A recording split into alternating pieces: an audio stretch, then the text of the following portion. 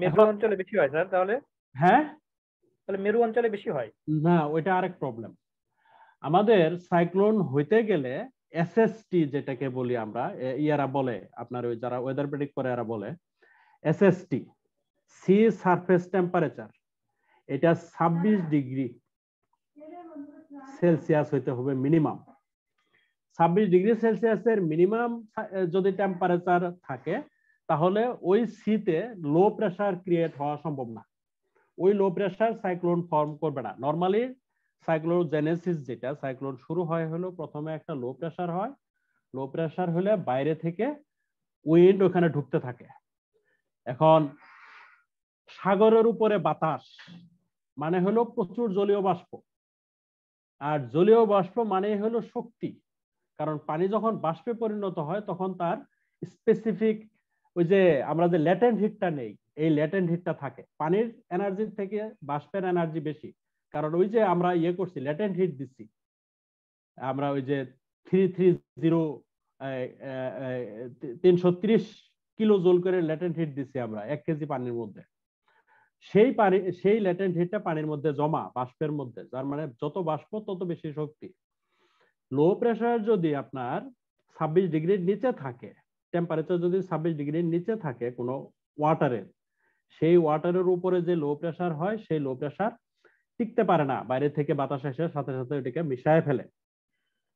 Minimum minimum 6 metre depth পর্যন্ত পানি 26 degree পর্যন্ত গরম হইতে হবে। মিনিমাম 6 মিটার পর্যন্ত, 6 মিটার মানে কিন্তু অনেক, প্রায় 20 ফিট, 20 ফিট পর্যন্ত পানির টেম্পারেচার এটা হইতে হবে।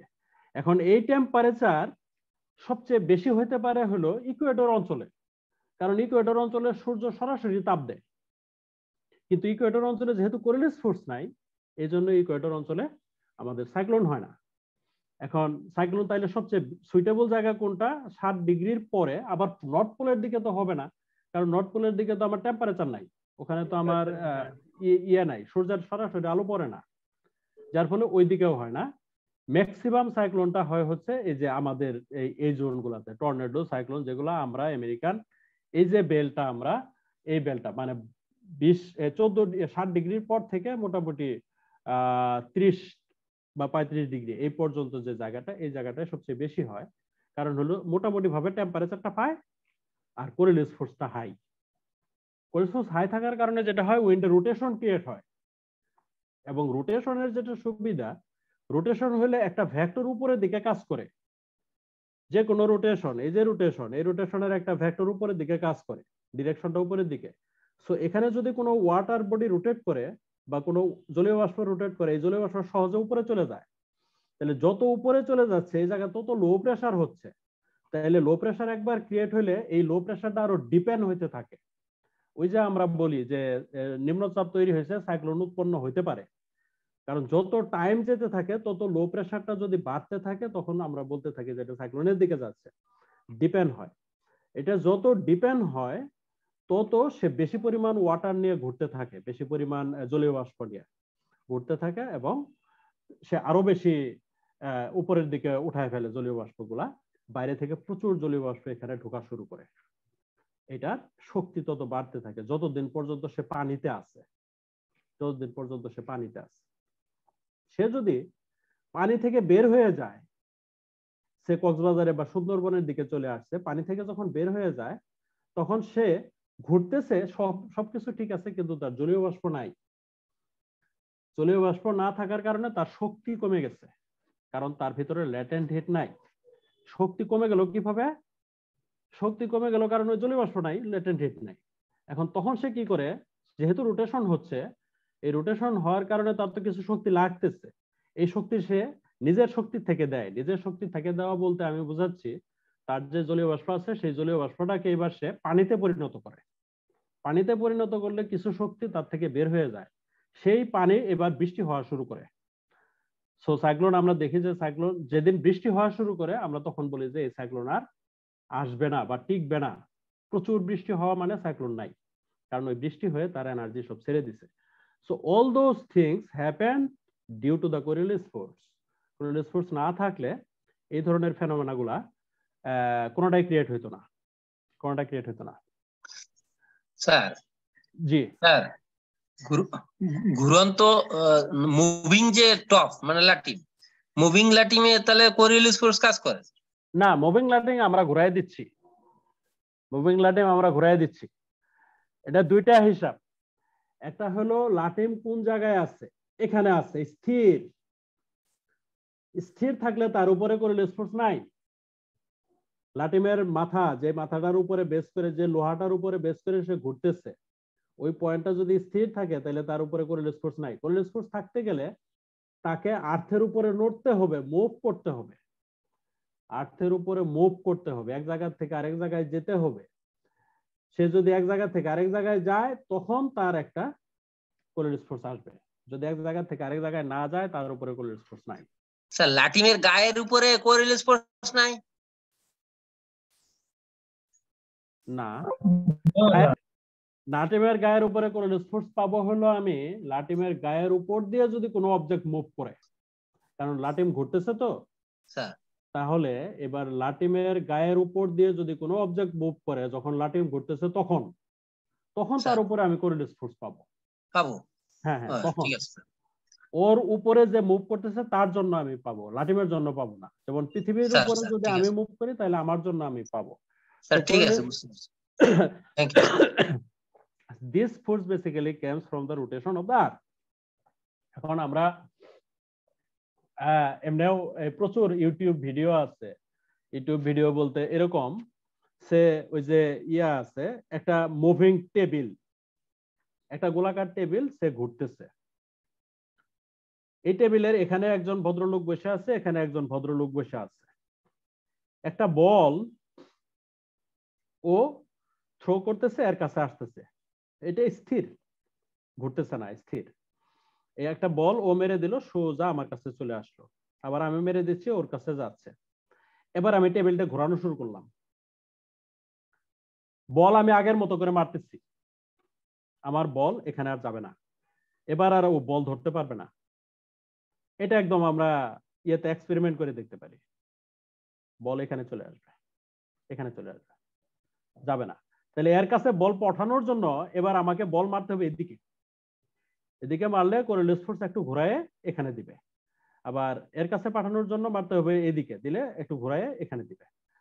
সো কোরিয়ালিস ফোর্স আমরা নাম দিছি আসলে ফিকটিশাস ফোর্স।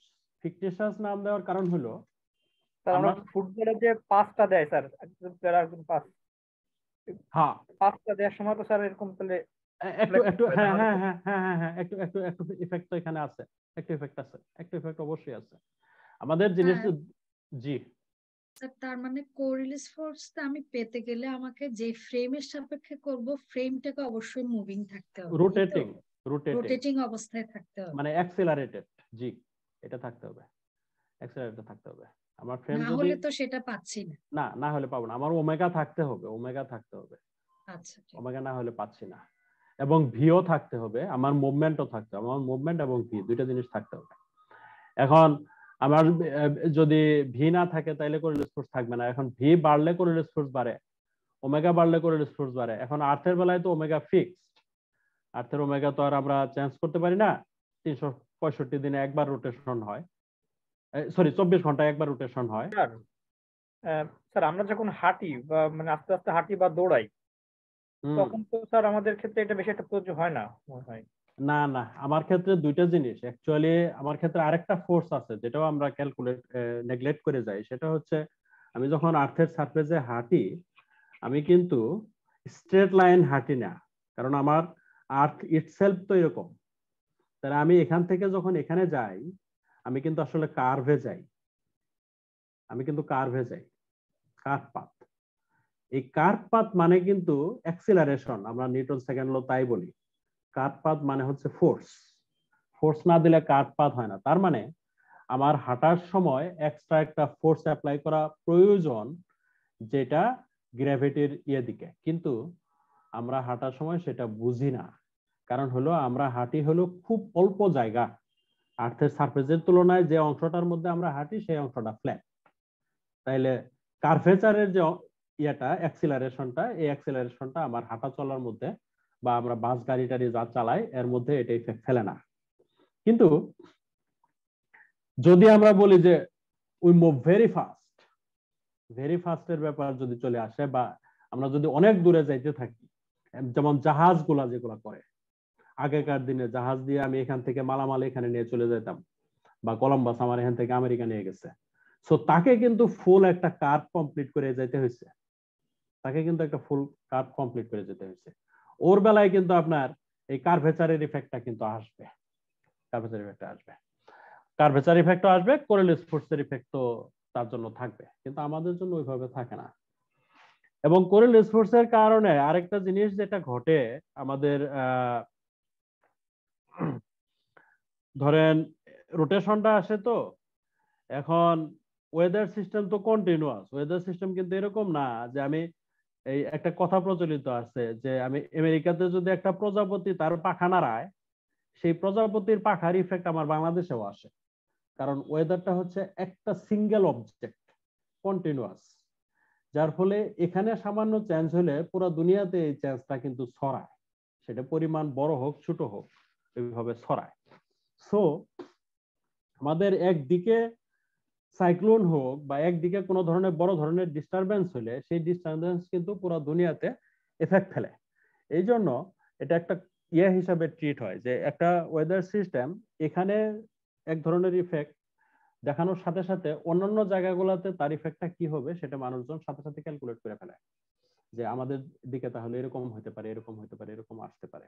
হ্যাঁ, এবং লিকুইড যেগুলা, লাইক ফ্লুইড গুলা যেহেতু লুজলি বাউন্ডেড, ওই যে কিছুক্ষণ আগে আমি বলতেছিলাম, যেহেতু লুজলি বাউন্ডেড, এই জন্য এই কোরিলেস ফোর্সের ইফেক্ট গুলা ফ্লুইডের মধ্যে বেশি বোঝা যায়। বাতাসের ঘূর্ণনটা একেবারে খুব সহজে আমাদের চোখে পড়ে, পানিরও ঘূর্ণন আছে, পানির ঘূর্ণনও চোখে পড়ে, কিন্তু পানির ঘূর্ণনটা, পানি যেহেতু বাতাসের থেকে বেশ টাইট, এই জন্য পানির ঘূর্ণনটা খুব ওইভাবে চোখে পড়ে না, কিন্তু তারপরেও পানির যে মুভমেন্ট, পানির movement is not straight line at all, পানি কখনোই সরল রেখায় চলে না, পানি সব সময় আপনার, যদি নদী ভাঙ্গা হিসাব করি আমরা, নদী হয় এখানে ভাঙ্গে আবার ওইখানে গিয়ে এই পাশে ভাঙ্গে, এরকম না যে সব সময় একই জায়গায়। তার মানে কি, ফ্লো দেখা যাচ্ছে এইদিকে, আলটিমেট ফ্লো কিন্তু এদিকে আসে, ঘোরার মতো, একটা ঘূর্ণনের মতো থাকে, কিন্তু ফ্লো গুলা এই ঘূর্ণনের মতো থাকে। This is due to the Coriolis effect. যে কোনো ফ্লুইড কোরিলেস ইফেক্টটা খুব করে, মানে ডিরেক্ট প্রভাব ফেলে, যেটা সলিডের মধ্যে ওইভাবে প্রভাব ফেলে না, সলিডের মধ্যে পড়ে না। তাহলে আমরা মোটামুটি কোরিলেস ফোর্স আমাদের আলোচনা করা হয়ে গেছে। স্যার একটা প্রশ্ন ছিল স্যার।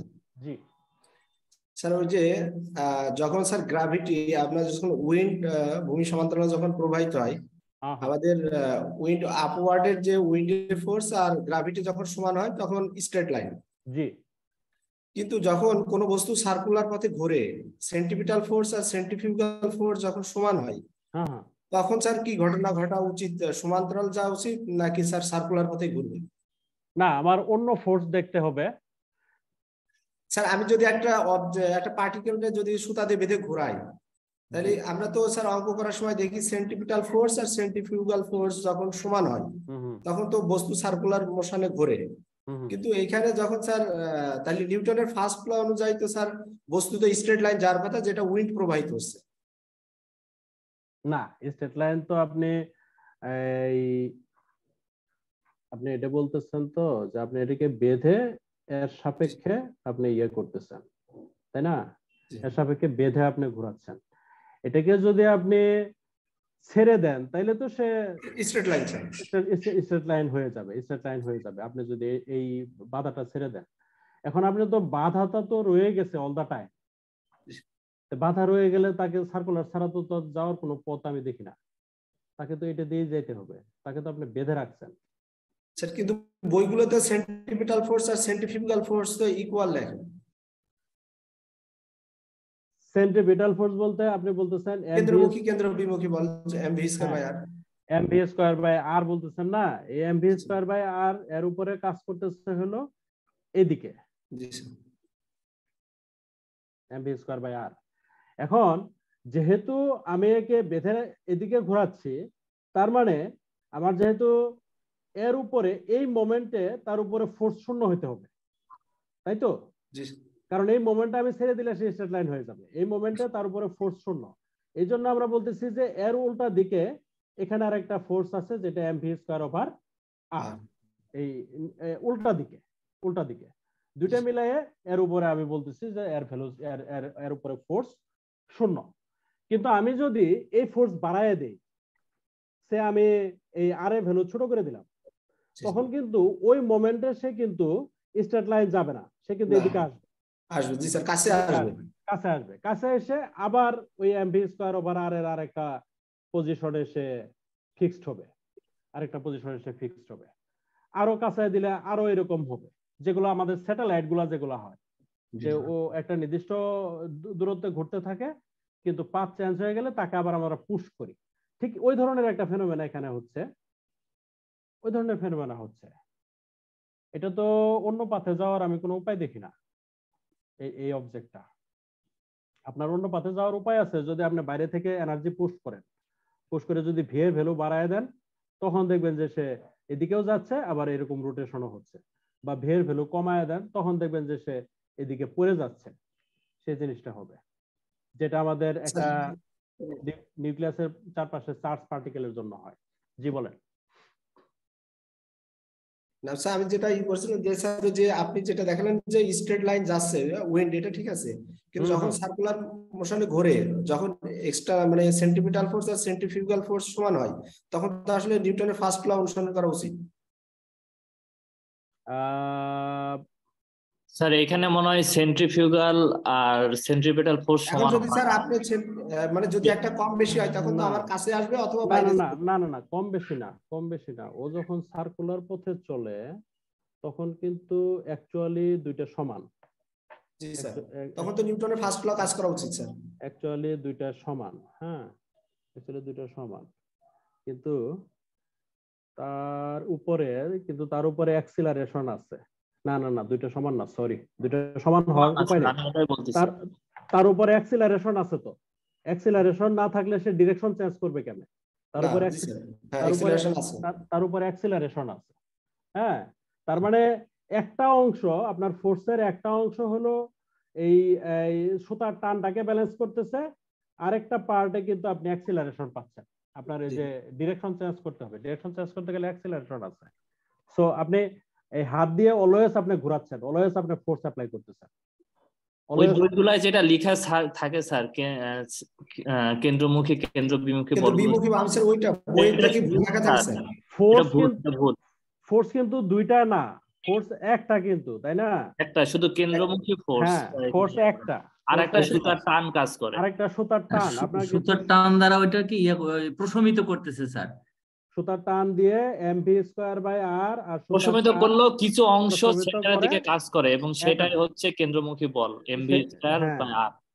সেটা আপনার অ্যাক্সেলারেশনটা দিবে। কেন্দ্রবিমুখী বলতে কাল্পনিক।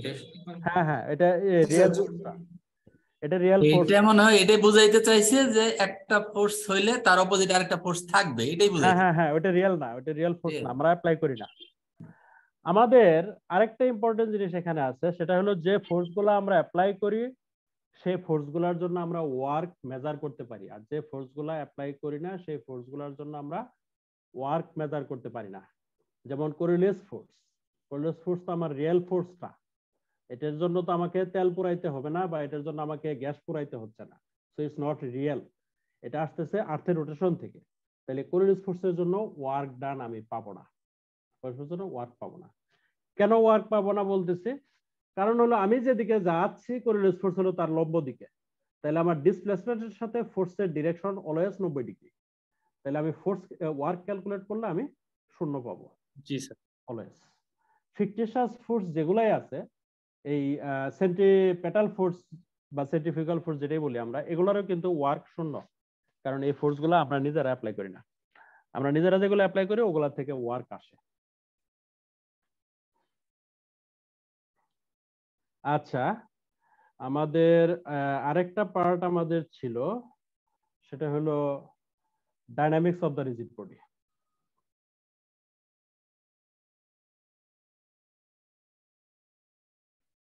কোরিলেস ফোর্স মোটামুটি আমাদের কথা বলা হয়েছে না? হ্যাঁ মোটামুটি হয়েছে। এইগুলাই অ্যাকচুয়ালি এইটুকুই, আর কোনো ফেনোমেনা কোরিলেস ফোর্সের আমার ওইভাবে মনে পড়তেছে না যেগুলো আমরা ইয়ে করি, মানে আমাদের ইফেক্ট। 23.5 ডিগ্রি উত্তর আর 23.5 ডিগ্রি দক্ষিণ যে ল্যাটিটিউড আছে, ওগুলার বিশেষত্ব কি? কোরিলেস ফোর্সের সাথে আবহাওয়া, জলবায়ু, ওগুলার তো সম্পর্ক আছে কিছুটা যতদূর জানি। না, খালি রোটেশন ঘুরে, মানে রোটেশনের ডিরেকশনটা চেঞ্জ হয়। মানে আমাদের যে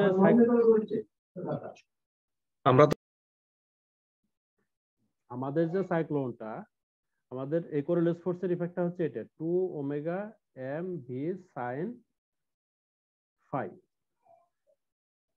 তাহলে আমি যখন 23.5 ডিগ্রি উত্তরে আছি তখন হলো সাইন 23.5,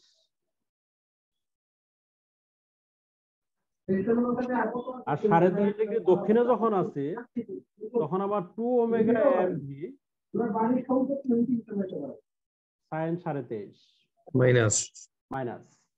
তাহলে এখানে রোটেশনটা যেদিকে হবে এখানে তার উল্টা দিকে, বিপরীত দিকে হবে, বিপরীত দিকে। যার ফলে সাইক্লোন আমার দিকে যেভাবে ঘুরে ওই সাউদার্ন হেমিস্ফিয়ারে ওইভাবে ঘুরে না।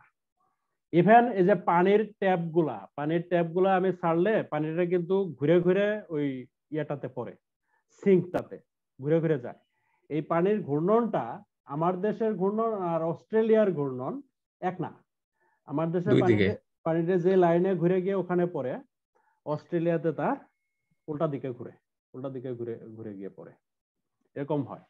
এবং ফ্লুইডের আরো কিছু ক্যারেক্টারিস্টিক্স আছে, যেটা হলো যে ফ্লুইড যদি আমি একটা পাত্র এরকম ছোট, গভীরতা কম, এটার মধ্যে যে পানি আছে, এই পানিটাকে আমি একটা গভীর পাত্রে ঢাললাম, পানি কি হয়? এটার মধ্যে ঢাললে পানি ঘুরে না, ঘুরে তারপরে থামে, ঢালার পরে পানি এই পাত্রে এখানে পানির একটা রোটেশন উৎপন্ন হয়। এই রোটেশনটা কিন্তু আমার আমি আর্থের কোন জায়গায় আছি তার উপরে নির্ভর করে, তার মানে কোরিলেস ফোর্সের উপরে নির্ভর করে এই রোটেশনটা। তারপরে আরো কিছু জিনিস আছে, যে ক্লাউড হয়তো বা আপনার জেনারেট হচ্ছে ইকুয়েটরে, এই ক্লাউডটা আস্তে আস্তে নর্থ পোলের দিকে যাচ্ছে। ইকুয়েটরে তার কোনো রোটেশন ছিল না, নর্থ পোলের দিকে যাচ্ছে, সেম ক্লাউড, এভরিথিং সেম। এবার নর্থ পোলের দিকে গিয়ে সে ঘোরা শুরু করে, ঘূর্ণন শুরু হয় কোরিলেস ফোর্সের কারণে। মানে পুরো ওয়েদার ফেনোমেনাটা কোরিলেস ফোর্সের সাথে মারাত্মকভাবে রিলেটেড। কোরিলেস ফোর্স না জানলে ওই ওয়েদার ফেনোমেনা যারা করে এরা কোনো কাজ করতে পারবে না। অ্যাকচুয়ালি ওদের মেইন কনসার্ন হলো এটা। সুবিধাটা হলো এটা একমাত্র পজিশনের উপরে নির্ভর করে, ফায়ার উপরে নির্ভর করে, আর কোনো কিছুর উপরে নির্ভর করে না। মানে আর্থের সেন্টার থেকে কত ল্যাটিটিউডে আছি তার উপরে নির্ভর করে, এইটা সুবিধা। অন্য আর কোনো প্যারামিটার এর মধ্যে নাই, সেই কারণে এই ভ্যালুগুলো ক্যালকুলেট করা যায় খুব সহজে। ক্যালকুলেট করে এটাকে ইনক্লুড করায় দেয় ইকুয়েশনের মধ্যে। মেন তো আপনার যাই করে সবাই তো ডিফারেনশিয়াল ইকুয়েশনই সলভ করে, নিউটনস ল সলভ করে, ওই নিউটনস লটাই ওরা হলো কোরিলেস ফোর্সটা ইনক্লুড করে সলভ করে, যারা এরোডাইনামিক্স করে বা যারা ওয়েদার করে এরা। সরি, একটা ফোন ধরতে। হ্যালো,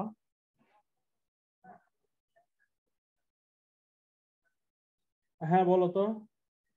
রিজিড বডির ডাইনামিক্স যখন করতে যাই আমাদের হলো এখানে মোমেন্ট অফ ইনার্শিয়া ক্যালকুলেট করতে হয়, এবং মোমেন্ট অফ ইনার্শিয়ার বিভিন্ন পয়েন্টের রেসপেক্টে মোমেন্ট অফ ইনার্শিয়াটা বিভিন্ন ধরনের আসে। কারণ আমরা এখানে আর ওই এম আর স্কোয়ার, যেটা এই রুটের মোমেন্ট অফ ইনার্শিয়াটা হচ্ছে আমাদের একটা পয়েন্ট অবজেক্টের জন্য, কিন্তু আমি যখন এক্সটেন্ডেড অবজেক্ট চিন্তা করি তখন আর আমার এম আর স্কোয়ারের হিসাব করার অবকাশ থাকে না। তখন আমাদের প্রত্যেকটা এন্টিটি ধরে ধরে হিসাব করতে হয়। সেই হিসাবটা এই কাজগুলো আপনাদের করা আছে, যেটা হলো যে আমরা ওখান থেকে আসছি, আমার VS = VR + omega cross R, ওখান থেকে আমরা আসছি। আমাদের এই যে স্পেস ফ্রেম আর বডি ফ্রেম, যেখানে আমার বডি ফ্রেম হলো রোটেট করতেছে, বডি ফ্রেম রোটেট করতেছে। বডি ফ্রেম যদি সেন্টার অফ মাসে থাকে তাহলে এই টার্মটা থাকবে না, না থেকে আমাদের থাকবে হলো এই ইকুয়েশনটা আর ক্রস এটা। এটা যদি আমি ভেক্টর ক্রস প্রোডাক্ট করি তাহলে এটা পাই।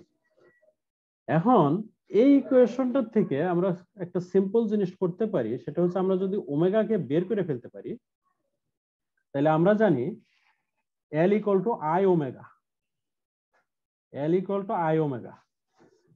তাহলে ওমেগা বাদে বাকি যে টার্মটা, কারণ এখানে ওমেগা আছে এখানে ওমেগা আছে, হোয়াট এভার ইট ইজ, একটা ডট প্রোডাক্ট আছে, মাল্টিপ্লাই করব একটা ডট পাবো, কিন্তু ওমেগা তো আলটিমেটলি থাকবে, এখানে ওমেগা থাকবে এখানে ওমেগা থাকবে, তাহলে ওখান থেকে একটা আই বেরোবে, তাকে আমরা বলতেছি হলো মোমেন্ট অফ ইনার্শিয়া, এবং তার আমরা নাম দিব I X, I Y, I Z, এবং এটাকে আমরা ম্যাট্রিক্স হিসাবে লিখবো I X X, I X Y, I X Z, I Y X, I Y Y, I Y Z, I Z X, I Z Y, I Z Z. Where আমরা এইভাবে define করতেছি I X x হলো এটা, I Y Y হলো এটা, I X Y হলো এটা, I Y Z হলো এটা। এইভাবে যে এখানকার টার্মগুলো নিয়ে নিয়ে আমরা মোমেন্ট অফ ইনার্শিয়া ডিফাইন করি। এখন এই কোয়ান্টিটি গুলা আমাদের এম আর স্কোয়ারের সাথে রিলেটেড, কিন্তু অ্যাকচুয়ালি এম আর স্কোয়ার বা M R square, M R square, M R square, distance square এবং এম ডাইমেনশনালি ঠিকই আছে, কিন্তু পয়েন্টগুলা এক একটা পয়েন্টের রেসপেক্টে এক এক রোটেশন, এক এক পয়েন্ট রেসপেক্টে এক এক ধরনের রোটেশন, এক এক ধরনের মোমেন্ট অফ ইনার্শিয়া আমাদের দেয়, এবং আলটিমেটলি আমাদের মোমেন্ট অফ ইয়েটাকে, অবজেক্টটাকে আমরা টেনসরটাকে এইভাবে লিখি আর কি, এটা L J equal to I J K omega K, যেখানে আই জে কে হচ্ছে আমার এটা delta J K X K DV, ডেল্টার ভ্যালু হচ্ছে 1 যদি জে আর কে সমান থাকে, আদারওয়াইজ এটা 0, তখন ওই বাকি পার্ট গুলো আসে। এটা হলো আমার moment of inertia matrix. I J K J এর ভ্যালু চেঞ্জ হবে, কে এর ভ্যালু চেঞ্জ হবে, এক একবার এক একটা আসবে, এবং আমরা ওই যে টেনসর ফর্মে লিখি আর কি, এটাকে আমরা বলি হলো ইনার্শিয়া টেনসর। টেনসর আর ভেক্টর ডিফারেন্স কি?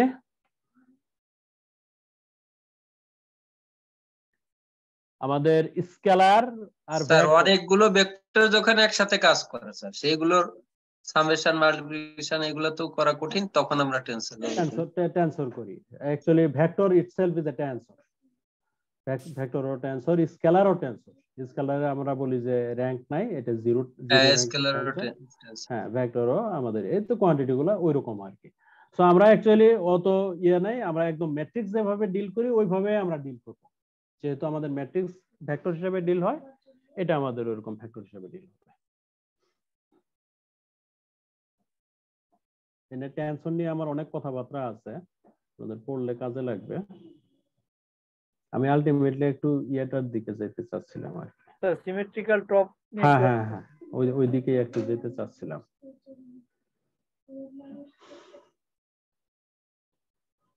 সিমেট্রিক্যাল টপের দিকে যেতে চাচ্ছিলাম।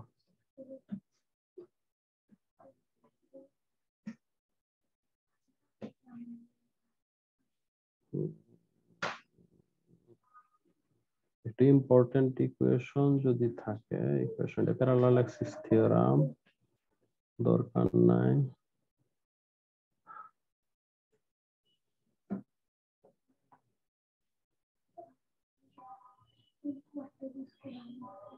আমরা সিমেট্রিক্যাল টপে একদম সরাসরি চলে যাই, আমি আস্তে আস্তে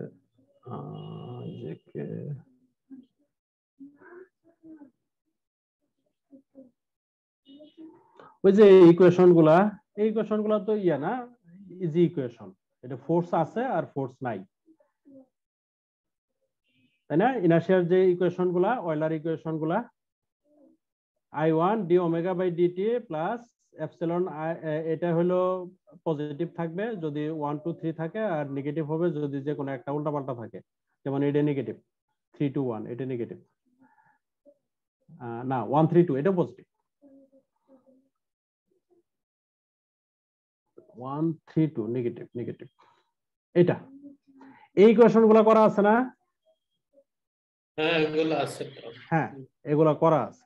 এই যে এই সেটটা আমাদের একটু লাগবে ওই আমি চিন্তা করার সময়।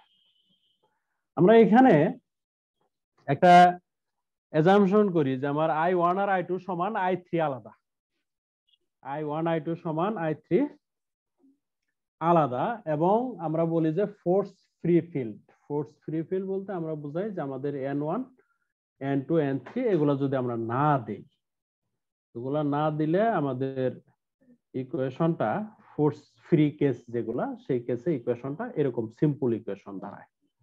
সিম্পল ইকুয়েশন গুলো আমাদের বলে যে আমরা যদি I2 I3 জানি তাহলে I1 ক্যালকুলেট করা যাবে, এই টাইপের একটা রিলেশন আর কি। তিনটা আননোন না 6টা আননোন, 3টা ইকুয়েশন।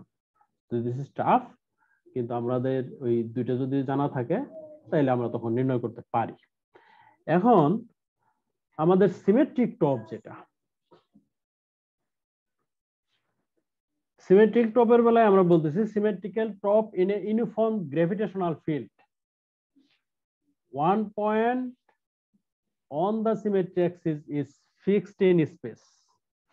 মানে আমরা মোটামুটি এটা বলতে চাচ্ছি যে টপের একটা পয়েন্ট আমার গ্র্যাভিটেশনাল ফোর্স ফিল্ডে ফিক্সড, তার মানে আমার টপ এক জায়গায় দাঁড়ায় ঘুরতেছে। এই ঘূর্ণনটাকে আমরা যদি সিম্পলি একটু এখানে দেখাইতে চাই, যে এখানে তো এই পয়েন্টটা ফিক্সড, এই ফিক্সড পয়েন্টটাকে আমরা দুইজনেরই অরিজিন ধরছি। দুইজন বলতে এখানে একজন হচ্ছে আমার X prime Y prime Z prime, এটা হচ্ছে আমাদের স্পেস, আর এক্স ওয়াই জেড হচ্ছে হলো এই টপের রেসপেক্টে, টপের যে উপরটা, এই টপের যে সেন্টার বরাবর, এটা হলো টপের জন্য জেড, আর টপের এদিকে এক্স, এদিকে এক্স আছে, ওইদিকে ওয়াই আছে। আমরা এইভাবে এই টপটাকে এখানে ধরলাম, এবং আমি ইনিশিয়ালি বলতেছি যে ইনিশিয়ালি আমার তিনটা coordinate of X Y Z এবং X prime Y prime Z coincide করে বলতে টপটা এর উপরে আছে, এই এখানেই আছে, একেবারে এই লাইন বরাবর এখানে আছে। এরপরে আমরা টপটা একটু সরাইয়ে দিছি, সরাইয়ে দিয়ে আমাদের জেড প্রাইম এবং জেড দুজনকে আমরা আলাদা করে নিছি, এদের মধ্যবর্তী অ্যাঙ্গেল হলো আমাদের থিটা, আর টপটা এই জেড প্রাইমের রেসপেক্ট, জেড অ্যাক্সিস এর রেসপেক্টে সাই অ্যাঙ্গেলে ঘুরতেছে, সরি সাই ডট স্পিডে ঘুরতেছে, এটা সাই ডট হবে, এটা সাই ডট স্পিডে সে ঘুরতেছে। এখন আমাকে এর ইকুয়েশন অফ মোশন বা এর সলভ করতে বলা হয়েছে। এখন আমরা প্রথমে যে কাজটা করি, এই জিনিসটা কিন্তু ওই যে আমরা যে অয়লার অ্যাঙ্গেল করে আসছিলাম, যে অয়লার অ্যাঙ্গেলের যে phi dot psi dot theta dot, কারণ টপটা যখন এখানে ঘুরবে, টপটা কিন্তু এই অ্যাক্সিসে এমনি ঘুরতে পারবে, প্লাস এই অ্যাক্সিসটায় থিটাকে ফিক্স রেখে এই অ্যাক্সিসটা কিন্তু আবার আমার এই জেড প্রাইম অ্যাক্সিসকে কেন্দ্র করে ঘুরতে পারবে। আমি যদি টপটা এখানে আঁকতাম, আমি কিন্তু এই লাইন বরাবর টপটা আঁকতে পারতাম, এখানে একই থিটা রেখে, তার মানে এই থিটাকে কেন্দ্র করে সে এখানে ঘুরতেছে, প্লাস এইভাবে সে ইয়ার চতুর্পাশে, জেড প্রাইমের চতুর্পাশে সে ঘুরতে পারবে, এখন যখন জেড প্রাইমের চতুর্পাশে ঘুরতে পারবে, তখন এর যে বডি অ্যাক্সিসটাকে আমি জেড বলছি, এই জেড আমার X prime Y prime Z প্রাইমের সাথে যে অ্যাঙ্গেল গুলা প্রডিউস করছে, প্রত্যেকটা অ্যাঙ্গেল চেঞ্জ হবে। ও যখন একটু এদিকে নিচে নেমে যাবে, তখন এই ফাইটা এদিকে বেড়ে যাবে, ও যখন ওই পাশে যাবে তখন ফাইটা এই পাশে আসবে, সো প্রত্যেকটা ক্ষেত্রে কিন্তু এই জিনিসগুলো ভেরিয়েবল, এই ফাই ডট। তাহলে আমার তিনটা জিনিস, একটা হচ্ছে সাই ডট বা সাই হলো এর রোটেশনাল অ্যাঙ্গেল টপের নিজের, থিটা হলো আমরা বলি নিউটেশন বা নোটেশন। নোটেশন হচ্ছে ও যতটুকু এদিকে এক্স জেড প্রাইম থেকে যতটুকু সরে আছে সেই টিলটেশনটা আর কি, ববলিং এটা। আরেকটা হলো আমাদের ফাই। ফাই হলো ওর যে এই যে নোড যে লাইনটা, নোডটা যেভাবে এটা করছে, যে অ্যাঙ্গেলটা করছে এক্স প্রাইমের সাথে, এটাকে আমরা এর আগে যে রোটেশন অ্যাক্সিস থেকে, মানে আমার ফিক্সড অ্যাক্সিস থেকে রোটেশন অ্যাক্সিসের দিকে যে আমরা গেছি, একেবারে সেম জিনিসের সাথে আমরা কম্পেয়ার করতে পারি। ওই যে ইয়াটা আমি দেখাইছিলাম এক সময়, ওই যে ফিগারটা, ওই ফিগারটা কই গেল?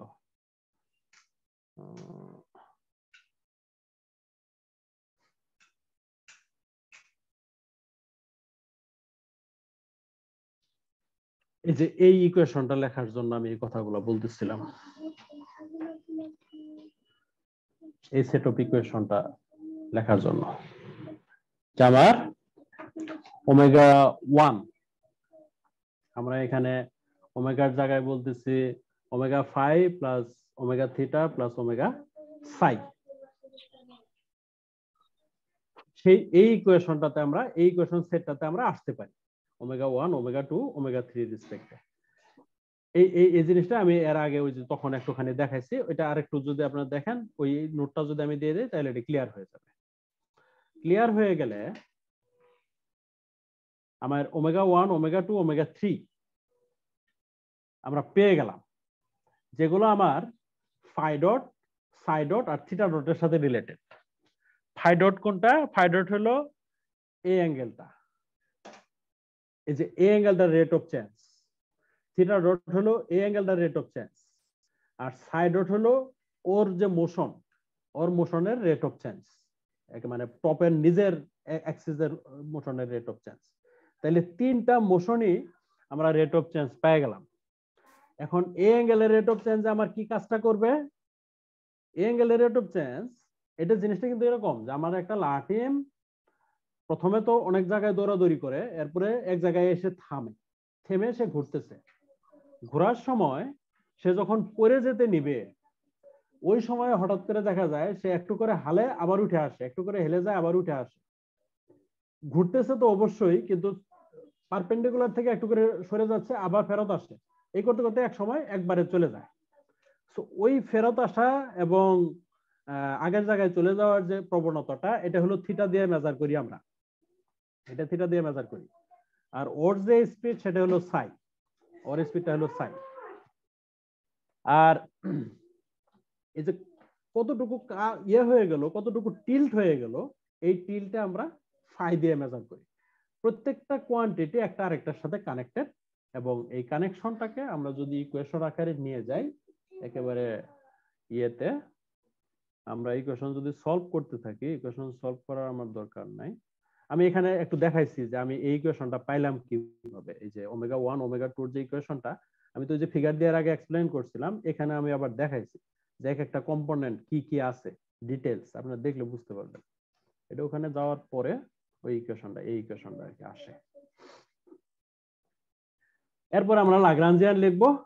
লাগরাঞ্জিয়ান লিখতে গেলে I1 omega 1, I2 omega 2, I3 omega 3 তিন অ্যাক্সিসের সাপেক্ষে তিনটা মোমেন্ট অফ ইনারশিয়া, এর সাথে যোগ করতে হবে ওমেগা 1, ওমেগা 2 এর মান আছে, সবকিছু বসায় দিলে এটা পাবেন হলো কাইনেটিক এনার্জি। আর গ্র্যাভিটেশনাল যে পটেনশিয়ালটা, এটা হলো mgl cos θ।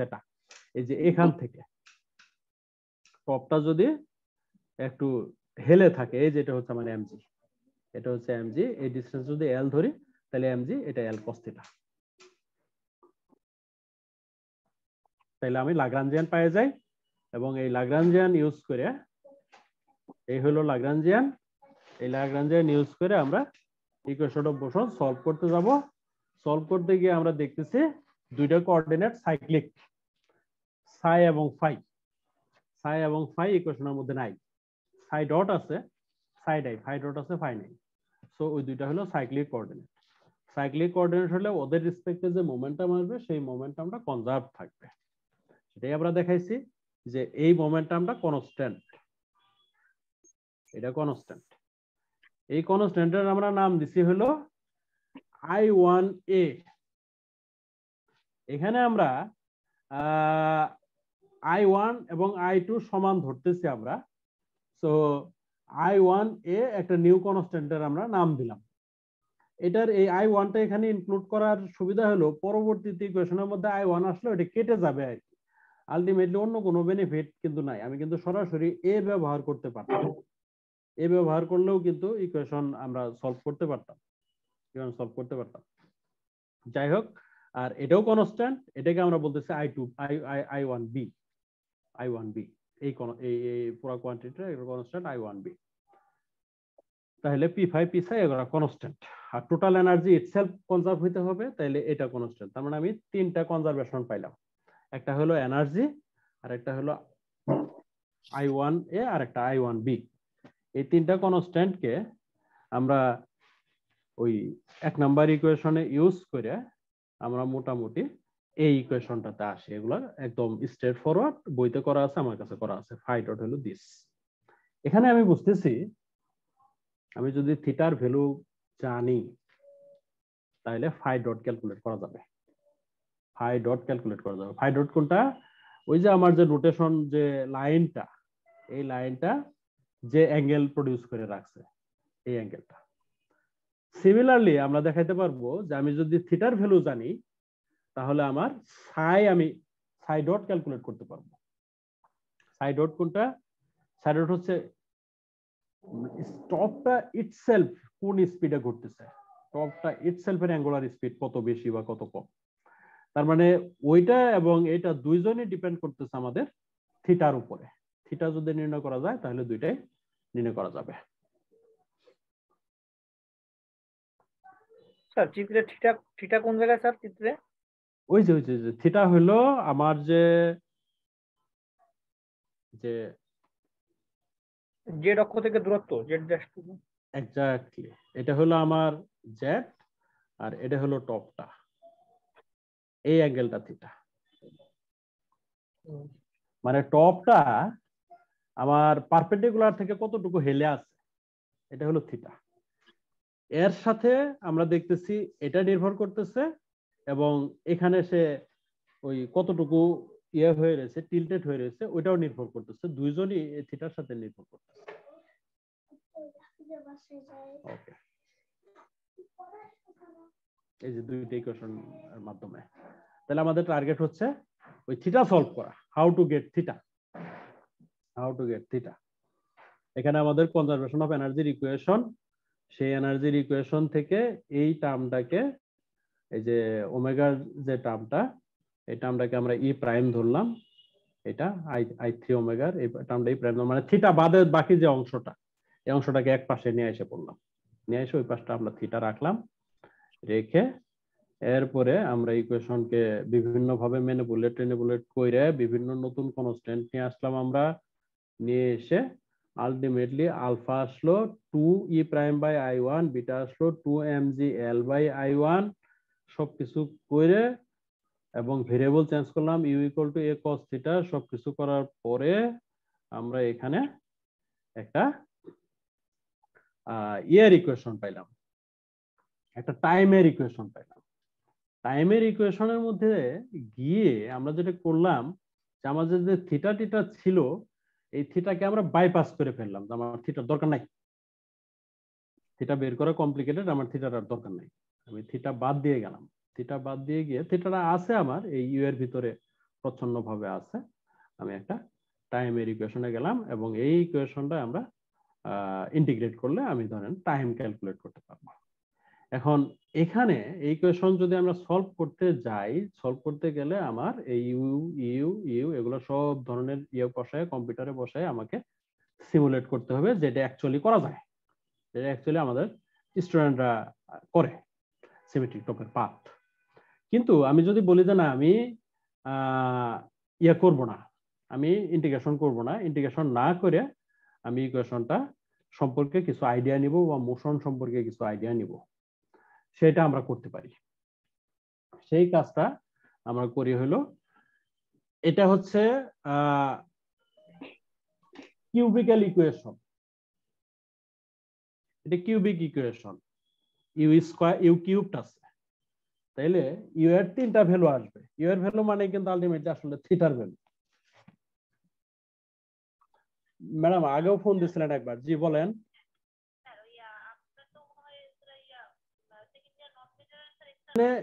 হচ্ছে কিউবিক্যাল ইকুয়েশন। এই ইকুয়েশনটা যদি আমরা প্লট করি, কিউবিক ইকুয়েশনের রুট সম্পর্কে কিছু করা আছে, কমেন্ট করা আছে। যেরকম হতে পারে একটা রুট রিয়েল হতে পারে আর দুইটা রুট একটা আরেকটার কমপ্লেক্স কনজুগেট হতে পারে, ইন মেনি কেস এটা ঘটে। তারপরে 3টা রুট থাকতে পারে, একটা রুট আলাদা, দুইটা রুট রিয়েল এবং ইকুয়াল এরকম থাকতে পারে, অথবা 3টে রুটই আলাদা আলাদা থাকতে পারে, রাইট? এইভাবে যে কোনো কেসই হইতে পারে। ইউ এর রুট মানে কিন্তু আমার অ্যাকচুয়ালি থিটার রুট। তাহলে আমি যদি গ্রাফটা আঁকি, গ্রাফটা আঁকলে আমি এই ধরনের একটা গ্রাফ পাবো, পলিনোমিয়াল ইউ এর ভ্যালু 3, সরি ইউ কিউবড। এই ইকুয়েশন গুলার অর্ডার অনুযায়ী নোড আসবে, যেহেতু এখানে 3 আছে তার মানে দুইটা নোড আসবে। এখন আমি যদি ইউ এর রেসপেক্টে এফ ইউ গ্রাফ করি, ইউ এর গ্রাফ তো হলো এই লাইন বরাবর স্ট্রেট লাইন, এফ ইউ এর গ্রাফ এটা, তাহলে এটা এই পলিনোমিয়ালটা কিন্তু আমরা আন্দাজে আঁকছি, এটা কিন্তু এটা না যে এটা একেবারে হুবহু আঁকলে ওই রকম হবে, এটা কিন্তু সেরকম না। যেহেতু ইউ কিউবড আছে সেজন্য আমি বলছি যে এটা এরকম আসবে, এটা এরকম আসবে। তো আমি এরকম নিলাম, নিয়ে আমি এটাকে বললাম u1, এটাকে বললাম u2, এটাকে বললাম u3। এখানে আমি বললাম যে 3টা রুট আমার রিয়েল, একটা রুট হলো u1 এর ভ্যালু -1, একটা হলো +1 আর একটা হলো u2। আমি এইভাবে ধরে নিলাম, ধরে নিয়ে আমি এবার আমার যে ইয়া আছে তার সাথে আমরা মেলানোর চেষ্টা করব, আমাদের যে কনসিকোয়েন্স আছে তার সাথে মেলানোর চেষ্টা করব। তো তার সাথে মেলানোর চেষ্টা করলে আমাদের এখানে ইউ এর ভ্যালু +1 বা -1 এর যে জায়গাটা, এই জায়গাটায় এফ ইউ এর ভ্যালু হচ্ছে এটা নেগেটিভ। এফ ইউ এর ভ্যালু অলওয়েজ নেগেটিভ আসবে। সেখানে আবার আরেকটা ইয়া আসবে যে এটা আর কি, যে এ এবং বি দুইটা যদি ইকুয়াল হয়ে যায় তাহলে এটা 0 হইতে পারে, এটা 0 হইতে পারে। এ এবং বি যদি ইকুয়াল হয়ে যায় তাহলে ইউ এর ভ্যালু 0 হতে পারে, অথবা অলওয়েজ নেগেটিভ, যেহেতু এখানে স্কয়ার আছে। এখন এই কেসটা এ এবং বি যখন সমান, এ বি সমান মানে থিটার ভ্যালু কত? এ বি সমান মানে আমার ইউ এর ভ্যালু কত? আমরা যদি আগে চলে যাই, এ বি সমান মানে ইউ এর ভ্যালু আসলে 0।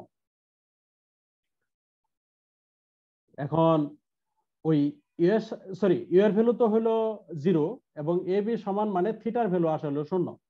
থিটার ভ্যালু 0 আসা মানে হলো আমাদের টপটা ভার্টিক্যাল, এই যে থিটাটা নাই, থিটা 0 আসা হলো টপটা ভার্টিক্যাল, এই এর রেসপেক্টে রোটেশন হবে। কিন্তু এখানে একটা প্রবলেম দাঁড়ায় পরবর্তীতে, এই এ এবং বি যদি আমি ইকুয়াল করি তাহলে তাদের মোমেন্ট অফ ইনার্শিয়াটা আবার এমন একটা ফরম্যাটে আসে, আপনারা যদি বইটা খেয়াল করে দেখবেন, মোমেন্ট অফ ইনার্শিয়াটা এমন ফরম্যাটে আসে যে টপের শেপটা টপের মতো থাকে না। আমাদের বইতে একটা ওয়ার্ড ব্যবহার করে, যেটা হলো যে টপের শেপটা হয়ে যায় সিগারেটের মতো, সিগার, এই যেরকম সিলিন্ডার, এই কেসটা হয়ে যায়। এখন এই কেসে তো টপ থাকতে পারে না, তার মানে এ এবং বি ইকুয়াল হইতে পারে না। তার মানে টপ যখন আমার সিমেট্রিক হবে, একটা পয়েন্ট ফিক্সে থাকবে, তখন টপটা এইভাবে থাকতে পারবে না, ভার্টিক্যালি থাকতে পারবে না। থিটার ফাইনাইট ভ্যালু থাকতে হবে, থিটা ওইদিকে ঘুরে থাকতে হবে, ঠিক আছে? থিটা আমার থাকতেই হবে, থিটা 0 হওয়া যাবে না। থিটা 0 হলে টপের শেপ মিলবে না, থিটা 0 হলে টপের শেপ মিলবে না। আচ্ছা, তো তাহলে আমাদের দুইটা আলাদা থিটা থাকতে হবে। আমি দুইটা আলাদা থিটা বলতে এখানে বুঝাইলাম যে একটাকে ধরলাম θ1, একটাকে ধরলাম θ2, θ1 θ2 ধরলাম। এখন এবং আমরা বললাম যে আমার U1 এবং U2 যে ছিল, এই যে এখানে U1 এবং U2 যে ছিল, এগুলো দুইটার মধ্যে একটাকে θ1 একটাকে θ2 যদি ধরতে চাই, এখানে আরেকটা জিনিস আছে যে এই পাশের ভ্যালুটা থাকবে না, এই নেগেটিভ ভ্যালুটা আমার ইয়ে হয় না। ভেলোসিটি অনুযায়ী যদি আমরা যাই তাহলে নেগেটিভ ভ্যালুটা আমাদের ভেলোসিটিকে ইমাজিনারি নিয়ে আসে, এনার্জি কনজারভেশনটা এটা ভায়োলেট করে, যার ফলে সলিউশন থাকবে দুইটা, একটা হলো এটা, একটা হলো এটা।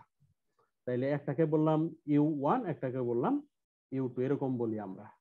এবং একটার এখানে U1 এর করসপন্ডিং বললাম θ1, U2 এর করসপন্ডিং বললাম আমরা θ2।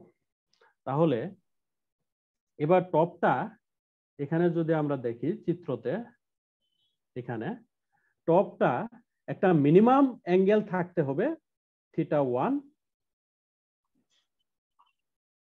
আর একটা ম্যাক্সিমাম অ্যাঙ্গেল থাকবে θ2।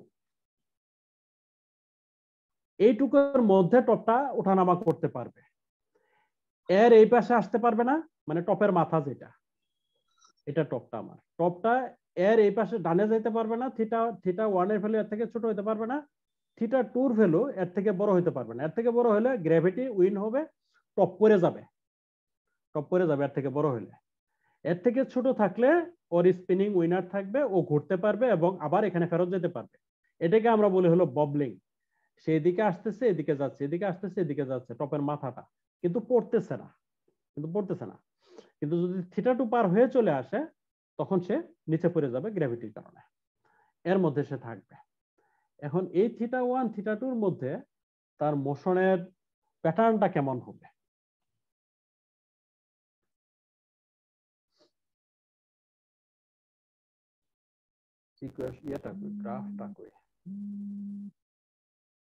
আচ্ছা, এখানে আমরা ওই কিছু দেখাইছি, ফায়ার দেখাইছি যে আমাদের ইউ প্রাইম ইজ লার্জার, মানে থিটা এই ইকুয়েশনটা আর কি, ইকুয়েশনটা থেকে আমরা থিটার রেসপেক্টে যদি যাই, আলটিমেটলি এটা θ2 θ1। তাহলে এই ক্ষেত্রে যেটা হয় যে টপটা আমার একটা নির্দিষ্ট ইয়েতে থাকে, অ্যাঙ্গেলে থাকে, ইয়ের সাপেক্ষে, জেড অ্যাক্সিসের সাপেক্ষে, থেকে আস্তে আস্তে আস্তে আস্তে আস্তে আস্তে হালতে থাকে, হালতে হালতে এখানে চলে যাবে, এখানে চলে গিয়ে আবার ফেরত আসবে, আবার θ1-এ আসবে, আবার ওখানে যাবে, আবার ফেরত আসবে, আবার ওখানে যাবে, এরকম করে সে ঘুরতে থাকে টপের মাথা জেড অ্যাক্সিসের সাপেক্ষে।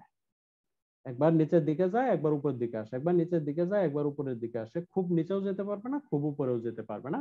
এই কন্ডিশনটা তাকে মেনে চলতে হবে, এই কন্ডিশনটা মেনে চলতে হবে।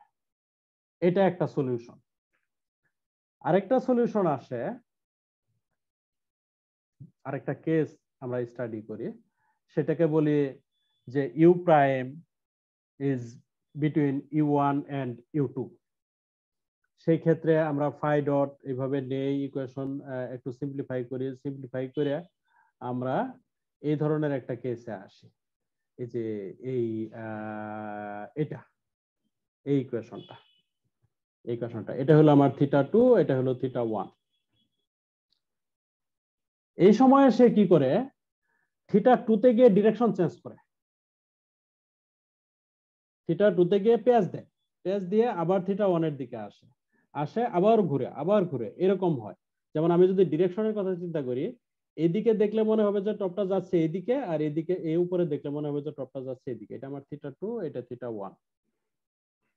ইকুয়েশন গুলো যেহেতু ডিটেলস করা গেল না, এই জন্য আমি খুব ডিটেলস ভাবে করতে পারতেছি না। ইকুয়েশনটা করা থাকলে সহজ হইতো। আমাদের এখান থেকে শুরু করে এখানে গিয়ে সে একটা রিট্রোগ্রেড মোশনের মতো হয়, একটা পশ্চাৎমুখী একটা মোশনের মতো হয়। এরপরে আবার সে এখানে আসে, θ1-এ আসে, এসে আবার সে ঘুরে, আবার ঘুরে, এরকম একটা পাথ হয়। তারপরে আরেকটা কেস যদি আমরা চিন্তা করি যে ওই ক্ষেত্রে আবার এখানে গিয়ে এই পাতটা থাকবে না, এমনি যাবে এমনি ফেরত আসবে। ইউ প্রাইম যদি এটা সমান হয়ে যায় আর কি, থিটা টুর যদি সমান হয়ে যায়, আপার বাউন্ডের সমান যদি হয়ে যায়, সেই ক্ষেত্রে এই ক্ষেত্রে হলো এমনি যাবে গিয়ে এখানে যে পথে গেছে সোজা আবার ব্যাক করবে, সোজা নিচে ব্যাক করবে, ব্যাক করে আবার উপরে যাবে, আবার ব্যাক করবে, আবার উপরের দিকে যাবে। সো এখানে ম্যাক্সিমাম টাইম সে নিচেই থাকবে, এই উপরেই থাকবে, একটু নিচে গেলে খুব দ্রুত আবার ফেরত আসবে, দ্রুত ফেরত আসবে। হঠাৎ করে একটু নামলে আবার উঠে আসবে, উঠে এসে আবার এখানে ঘুরতে থাকবে, আবার নামলে আবার উঠে আসবে, এরকম ঘুরতে থাকবে। এই তিনটা এখানে আসে, এই তিনটা কেস এখানে আসে। এবং এই প্রত্যেকটা কেস আমি এখানে ম্যাথামেটিক্যালি ডিটেলস স্টাডি করছি, প্রত্যেকটা কেসকে আমি এই এক্সটেন্ডেড ডিসকাশন করছি এখানে, এই থিওরিটিক্যালি আমি ম্যাথগুলো আমি খুব রিগোরাসলি এখানে করে ওগুলো প্রত্যেকটার ইকুয়েশন গুলো আমি ডিরাইভ করছি। সো এই পার্টগুলো যদি আপনারা একটু দেখেন তাহলে আমার মনে হয় যে এগুলা এই পরের অংশটা আর কি খুব কাজে দিবে মনে হয় আর কি। মানে কেন ডিরেকশন চেঞ্জ করে কেন করে না আমি লেখারও চেষ্টা করছি, যেহেতু আমাদের এরকম নাই। এবং এবং কত ফ্রিকোয়েন্সিটা কেমন হবে নোটেশনের, মানে কত দ্রুত টপটা জেড অ্যাক্সিস থেকে সরে যাবে বা ফেরত আসবে, এটা কার উপরে নির্ভর করবে। তারপরে টপটা কত স্পিডে ঘুরবে, ফ্রিকোয়েন্সিটা কেমন হবে, এগুলো সবই আমরা করছি, ডিসকাস করছি এখানে, সবই ডিসকাস করা হয়েছে। এই যে ফ্রিকোয়েন্সি, রেট অফ প্রিসিশন, মানে কত দ্রুত মুভ করবে। আজকে ক্লাস শেষ হয় না? না, শেষই হয়ে যাচ্ছে। হ্যাঁ, ওই জন্যই বলতেছি আর কি যে আমি এগুলা সাপ্লাই দিয়ে দিব, এগুলা ওই জন্য আমি স্ক্যান করে রাখলাম আপনাদের। স্যার একটা প্রশ্ন ছিল স্যার, আই হোপ কাজে লাগবে।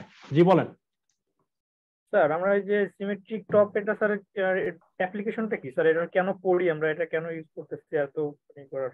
হ্যাঁ, সিমেট্রিক টপ নিয়ে আসলে কারণটা কি, আমাদের একটা প্র্যাকটিক্যাল যন্ত্র আছে জাইরোস্কোপ। জাইরোস্কোপটা এই সিমেট্রিক টপের উপরে কাজ করে, সিমেট্রিক টপের উপরে বেস করে, সিমেট্রিক টপ যেভাবে কাজ করি ওইরকম ভাবে জাইরোস্কোপটা কাজ করে। জাইরোস্কোপ মনে হয় একটা কোনো পরিমাপক যন্ত্র, তাই না স্যার? হ্যাঁ, পরিমাপক যন্ত্র। কি পরিমাপক যন্ত্র স্যার? ওই পজিশন পরিমাপ করতে পারে আপনার। আপনি এই শুধু পজিশন না, মানে আমরা যে এই যে বানাই না, কি কয় এটারে, এই যে জিপিএস সিস্টেম যে করি আমরা, এই জিপিএস সিস্টেমটা আমরা তো এখন হলো ম্যাগনেট দিয়ে করি। সো ওইটা আপনার দিয়ে করা যায়, আইডিয়াটা ওখান থেকে আসছে, জাইরোস্কোপ থেকে আসছে। আমরা কোঅর্ডিনেট গুলো বের করতে পারি। এই rotation, sir radius of gyration কিভাবে দিয়ে মাপে স্যার? জাইরোস্কোপ দিয়ে রেডিয়াস অফ জাইরেশন মাপে কিনা আমার জানা নাই। রেডিয়াস অফ জাইরেশন তো ইজি জিনিস, রেডিয়াস অফ জাইরেশন মাপে না, ওইটা প্রিসিশনটা মাপে। অ্যাকচুয়ালি প্রিসিশন থেকে মানে কোঅর্ডিনেট মাপতে পারে, কোঅর্ডিনেট। এবং এই জাইরোস্কোপের উপরে নির্ভর করে আমাদের কিছু যন্ত্র আছে আরো, আমি বলি ধরেন সেন্ট্রিফিউজ আছে না, সেন্ট্রিফিউজ আমরা কেমিস্ট্রি ল্যাবে ব্যবহার করতাম। কেমিস্ট্রি এক্সপেরিমেন্ট তো আমরা একটু করতে হয়েছে আমাদের ফার্স্ট ইয়ারে। ধরেন সেন্ট্রিফিউজ। হ্যাঁ, সেন্ট্রিফিউজ। স্যার আবার ব্লাড সেন্ট্রিফিউজ করে না? হ্যাঁ হ্যাঁ হ্যাঁ হ্যাঁ হ্যাঁ, ব্লাড সেন্ট্রিফিউজ করে। সেন্ট্রিফিউজটা কি করে, আপনার ব্লাডটাকে ইয়ার মধ্যে নিয়ে একটা কি কয় এটারে, টেস্ট টিউবের মধ্যে নিয়ে ঘোরায়, প্রচন্ড হাই স্পিডে ঘোরায়। ঘুরাইলে তার ওই ওয়াটার বডি আর সলিড বডি আলাদা হয়ে যায়। এটা হলো সেন্ট্রিফিউজের মেন টার্গেট আর কি। আমরা পানি বিশুদ্ধকরণ কাজে বা সলিউশন থেকে লবণ আলাদা করার কাজে আমরা সেন্ট্রিফিউজ করতাম। এই কাজগুলা এগুলা আপনার এই প্রিসিশনের উপরে বেস করে, রোটেশন পার ইউনিট টাইমে কি পরিমাণ রোটেশন হচ্ছে এবং এট সেন্টার অফ গ্র্যাভিটিটা কোন দিকে তার উপরে নির্ভর করে। একটা টেস্ট টিউব আপনি কতটুকু রোটেট করায় দিলে কি রেটে সে তার লিকুইড পার্টটা সলিড পার্টটা থেকে আলাদা করবে, এটা একেবারে সম্পূর্ণ আমার এই যে টপটা এর উপরে নির্ভর করে, যে আপনি টপটাকে কতটুকু হালায় দিচ্ছেন, কতটুকু উঠায় দিচ্ছেন। এই আইডিয়াগুলো সব ওখান থেকে আসছে। এই পার্টটা মূলত এই এর উপরে বেস করে আসলে গঠিত, এই এক্সপেরিমেন্টের উপরে বেস করে এই প্রিসিশনের পার্টটা, স্পিনিং টপের পার্টটা। আদারওয়াইজ আমাদের অন্য যে সিস্টেমগুলো এগুলো কিন্তু স্পিনিং টপ না। আমার পৃথিবী কিন্তু স্পিনিং টপ না। স্পিনিং টপের ক্রাইটেরিয়া হচ্ছে একটা পয়েন্ট ফিক্স থাকতে হবে, একটা পয়েন্ট ফিক্স থাকতে হবে। আমার পৃথিবী কোনো পয়েন্ট ফিক্স নাই। পৃথিবী বলেন বা অন্যান্য গ্রহ নক্ষত্র বলেন, এগুলো কোনোটা একসাথে মিলানো যাবে না, কারণ ওগুলা সবাই একটা অ্যাক্সিসের উপরে চলে এবং ঘুরে। একটা অ্যাক্সিসের উপরে যে ইলিপসের উপর দিয়ে চলে এবং ঘুরে। কিন্তু এরা বলছে যে স্পিনিং টপ হইতে গেলে তার একটা অ্যাক্সিস ফিক্স থাকতে হবে কোঅর্ডিনেটে, সেই ফিক্সটা এরা থাকে না। তার মানে এগুলো স্পিনিং টপ না। স্পিনিং টপ দিয়ে আপনার এই প্র্যাকটিক্যাল ইনস্ট্রুমেন্ট গুলো বানানো হয়, সেন্ট্রিফিউজ বা ওই টাইপের ইনস্ট্রুমেন্ট গুলো বানানো হয়। ওরা আরো জিনিস আছে আপনার, এই যে উড়োজাহাজ যারা বানায় এরা ওই জাইরোস্কোপ ব্যবহার করে উড়োজাহাজের মধ্যে ওই ইয়ে করার জন্য। উড়োজাহাজ হলো কোন দিকে কাত হয়ে গেছে, কোন দিকে সোজা আছে, ওই মেজারমেন্টটা যেটা করে এটা ওই দিয়ে করে, জাইরোস্কোপ দিয়ে করে। সো অ্যাপ্লিকেশন আছে, ভালো অ্যাপ্লিকেশন আছে প্র্যাকটিক্যাল যন্ত্রে আর কি। ইঞ্জিনিয়ারিং পার্সপেক্টিভে প্রচুর অ্যাপ্লিকেশন আছে, এই জন্য পড়ে। তো যাই হোক, আপনাদের সাথে 2 দিন মিট করলাম। আমি যতটুকু পারছি ট্রাই করছি। ক্লাসিক্যাল মেকানিক্স খুব কঠিন subject, it is not that easy. কেউ বলবে না ক্লাসিক্যাল মেকানিক্স ইজি, সবাই বলবে ক্লাসিক্যাল মেকানিক্স টাফ। তবে আমরা অনেক ভালো এক্সপ্লেইন করছেন স্যার, যতটুকু পারছি চেষ্টা করছি।